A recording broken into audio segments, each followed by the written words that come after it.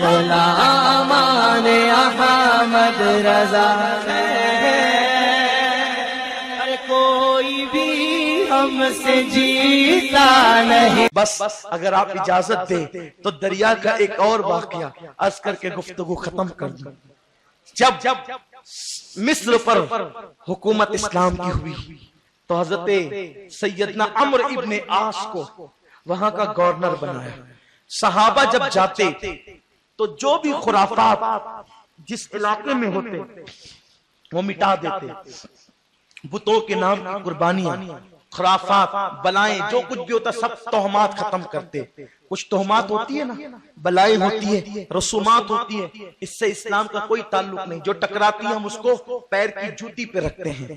تو حضرت عمرو ابن عاص نے دیکھا کہ ایک بچے کو سجا سوار کر لوگ ڈھول تاشا بجاتے ہوئے لا رہے ہیں. آپ کو حیرت ہوئی، مصر میں اتنی کم عمری میں لوگ شادی کرتے ہیں، اتنی چھوٹی سی عمر میں لوگ شادی کرتے ہیں.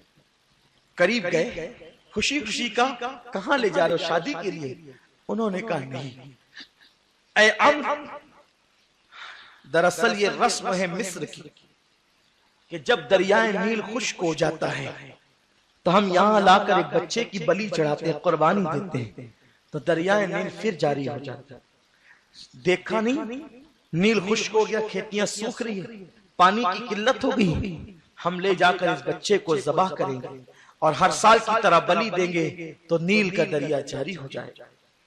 انہوں نے کہا خبردار، اسلام نام ہے تہمات پرستی کو اور گندگی کو مٹانے کا. یہ دریا کیا ہے؟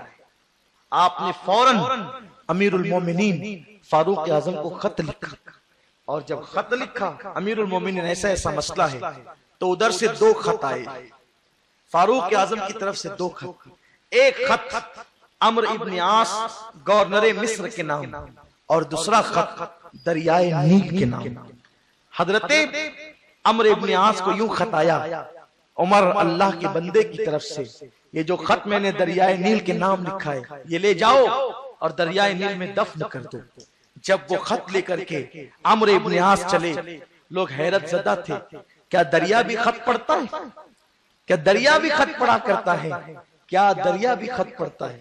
کیا دریا بھی خط پڑھتا ہے؟ نادان، اگر عمر کا خط آئے تو دریا بھی خط پڑھتا ہے، اور پھر پڑھتا ہی نہیں بلکہ عمل بھی کرتا ہے. ارے جب اللہ والے دریا سے پڑھوا لیتے ہیں تو بعد وصال خود نہیں پڑھ سکتے، بعد وصال خود نہیں سن سکتے. دریا بہرحال دریا ہے. کتنا مشہور سا یہ واقعہ ہے. لوگ حیران تھے، کیا دریا بھی خط پڑھتا ہے؟ فاروق اعظم کا وہ خط لے جا کر دریا میں دفن کیا. خط میں لکھا تھا، اے دریا، عمر ابن خطاب اللہ کے بندے کی طرف سے اور حضور کے غلام کی طرف سے یہ خط ہے. اگر تو اپنی مرضی سے جاری ہوتا تھا تو تجھے کوئی ضرورت نہیں، کوئی حکم نہیں، اور اگر تو اللہ کی مرضی سے جاری ہوتا ہے تو اللہ کا بندہ عمر کہتا ہے تو جاری ہو جا. جیسے ہی وہ خط اندر دفن کیا گیا، دریا کے اندر سے پانی نکلنا شروع ہوا، اور دیکھتے ہی دیکھتے دریا لبریز ہو گیا. آج تک کی تاریخ ہے، اب تک کے دریائے نیل کبھی نہیں سوکھا. یہ حضرت عمر کے خط کی برکتیں ہیں. جب ان کے گدا بھر دیتے ہیں شاہان زمانہ کی جھولی، محتاج کا جب یہ عالم ہے، مختار کا عالم کیا